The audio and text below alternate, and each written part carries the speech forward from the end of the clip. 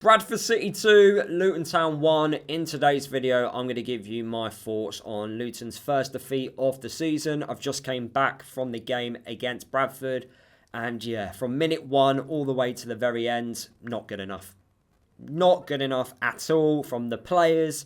Poor tactical, I thought, decisions by the coaching staff. Matt Bloomfield, I think, got one or two things wrong today. But ultimately, the players, what they produced on the pitch was certainly not good enough. If you can't do the basics correct in football, if you can't win your battles across the pitch, you're not going to win the game. It does not matter what formation, what system we play. If you're not going to do basic passing and you're not going to win your battles on the pitch, you're not going to win any game of football. Bradford today played the exact same formation which we played today, and they won their battles all over the pitch. In and out of possession, they were fantastic. The scoreline is not a true reflection on the game. They could have won easily 3 or 4. Easily 3 or 4. We were not good enough.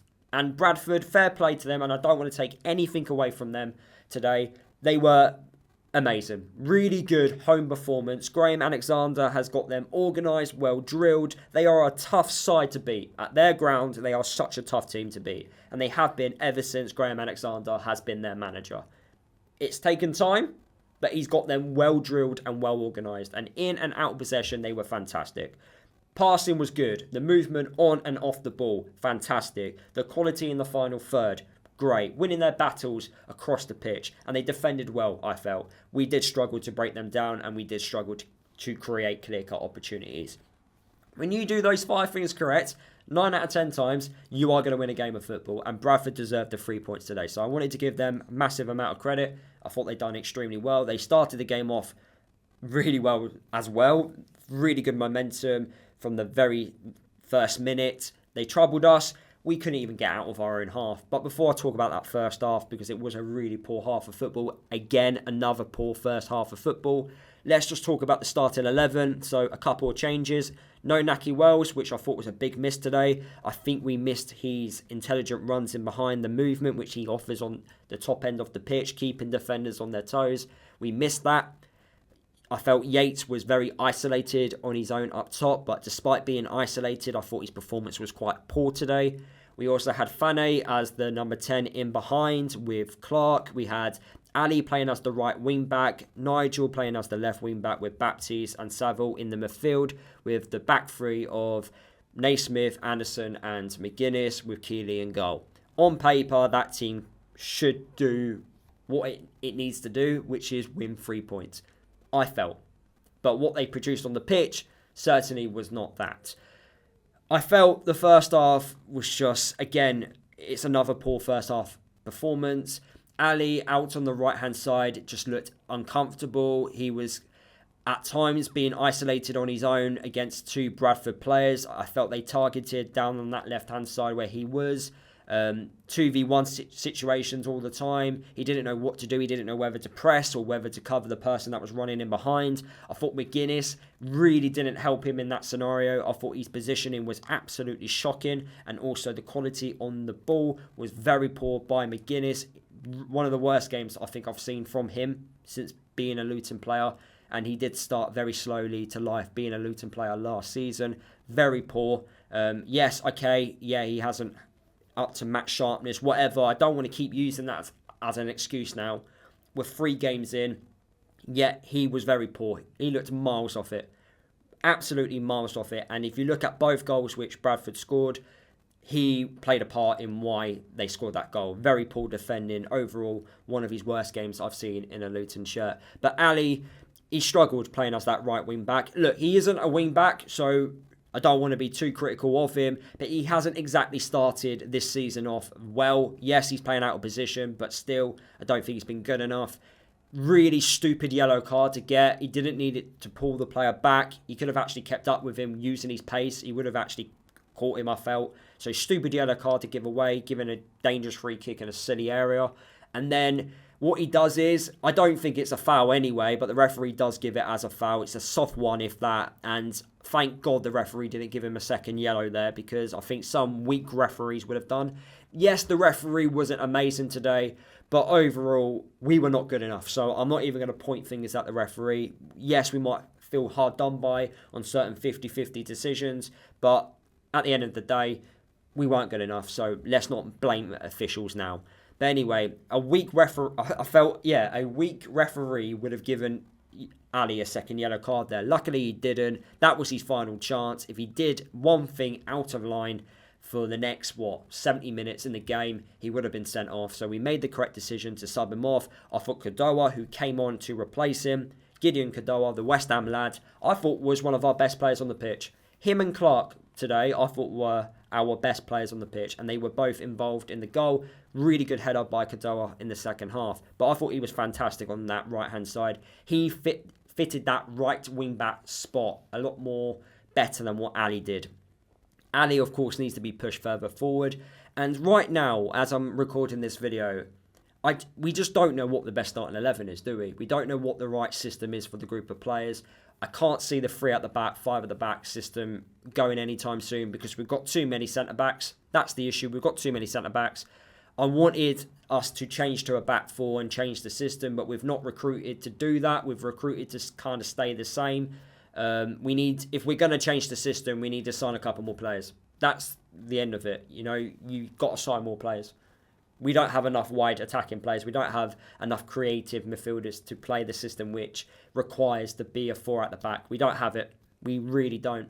So until we get certain personnel return back from injury and get up to match sharpness, we're not going to see this system work to its full benefit. Now, the system does work because Bradford played the exact same formation and system, and they worked so much better than what we did. They wanted it more. They won their battles across the pitch, and we didn't. So it can work. Bradford proved it today that it does work. You can defend well while playing it and also attack. So let's not say it doesn't work down in the video comments, because it does when you use it correctly. There are teams that do use it correctly, and we're not doing it at this moment in time.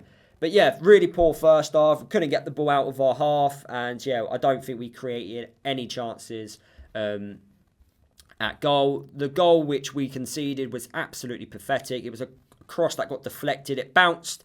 Shouldn't let a ball bounce. McGuinness, I don't know what on earth he's doing. He's getting absolutely manhandled by the Bradford City attacker. He manages to win the battle. And then, yeah, there's a player free from, 2 yards out to tap it home. Keeley is obviously shouting at him, head it out, deal with it. McGuinness doesn't deal with it. Really, really poor goal to concede. I hate watching it back. I've seen it back. Shocking. Should be doing a lot better. So you like to think, right, we're getting at half-time. We regroup, go again. Let's have a reactionary second half like we did against Peterborough, where we were completely a different team. No, that does not happen because the first 5 minutes we conceded a goal. And we did bring on a half-time change. We brought in Cohen Bramall to play as the left wing-back because Nigel got given a yellow card, Nigel Longvic, in the first half. From where I was standing, he actually won the ball.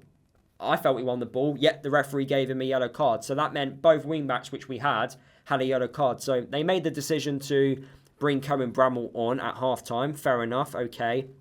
But unfortunately, he was involved in the second goal by Bradford because it was a poor pass. Again, it was another poor pass.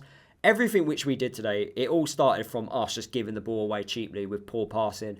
But yeah, we gave the ball away. Quick moving the ball about from the Bradford City players on the right-hand side. They whip in a dangerous ball into the box, and McGuinness has allowed his runner to run across him, and it's a nice, good goal by Bradford to make it 2-0 up. And then from that moment onwards, it was game over for me because we're not going to break down a well-organised, well-drilled Bradford City side. It was already going to be a struggle being 1-0 down. Even actually, it was already a struggle when it was 0-0. So the fact we went 1-0 down and then we went 2-0 down, it just made it 10 times worse. And I just couldn't see us coming back into the game. We just really struggled. Lack of movement. We then, after conceding that second goal, we then decided to bring on Nordas. We should have brought him on at half-time because we were putting in balls into the box and, yeah, no one was anywhere near the crosses. So we needed someone like a target man type of striker on the pitch. To be fair to McGuinness, despite me slagging him off and despite me saying he had a very poor game, he put in 2 fantastic crosses into the box, by the way. And not a single Luton player was anywhere near that ball. He did it once in the first half, and it was an outstanding ball, and he went across the 6-yard box, and he did it again in the second half. And Jerry Yates should have had a diving header to it. He should have just threw his body at it, Because if he did, he most likely would have went in. Because all it needed was a touch, and it was going to go in. It was a delicious ball into the box. And when we did show quality in certain moments, we had players nowhere near, the cross or the ball which we were trying to do. And then the moment we actually did manage to put 3 passes together, show a bit of movement, put a decent cross into the box, we scored the goal. But it only happened once throughout the game. Nordash, yeah, he had a shot and the keeper made a good save to it. Naismith had a shot from a free kick. But ultimately, it's too late because we're doing this when we're 2-0 down, not when it was 0-0. Matt Bloomfield has really got to change this. He's got to do something because you can't go 3 games in a row where the first half has been shocking. And it has been poor in each game, okay? You can give him the benefit of the doubt. Yes, first game of the season, nerves and whatever. But we're now 3 games in and every first half has been roughly the same, apart from the game against Coventry where we actually showed a bit more attacking intent. I thought Fane today, despite seeing some negative feedback online, I thought he actually did show good moments with his explosive energy, trying to, call something to to our attacking display. But ultimately, Bradford defended extremely well and shut him down quite easily. Second half, it just didn't feel right. It just didn't feel like we were going to go on to get something in the game. I also feel like as well, if we're 2-0 down away from home, what's the need of playing 3 centre-halves? Why are we still playing with 3 centre-backs? Why don't we put in an extra midfielder in or an extra attacking player on to try and cause a few problems? Why are we still adamant in playing 3 at the back? We've got nothing to lose. So take a centre-half off or throw him forward and bring on an attacking player or a midfielder player on so we can move the ball about quickly and, outnumber Bradford in certain areas of the pitch. But we didn't do that. And that really frustrates me because we don't have to constantly play this 3 at the back system. We can adapt. And Matt Bloomfield has proven he can adapt. But recently he's not showing he can adapt. And that's what's frustrating me a little bit. So we need to start. Something needs to happen now. We need to instantly respond back against Wigan on Tuesday night. Look, it's still 2 points a game at this moment in time, and that is promotion winning form. We are averaging 2 points a game. It's 6 points out of 9. So look, it's not completely terrible. And yes, it is a really bad defeat today against Bradford. But ultimately, we've not seen enough good performances from certain players. Players are not performing at their level which they should be. We've brought in an experienced championship midfielder in Saville, and also Baptiste, by the way, and they got outworked. They didn't win a single bit of battle in the field. Their passing was poor.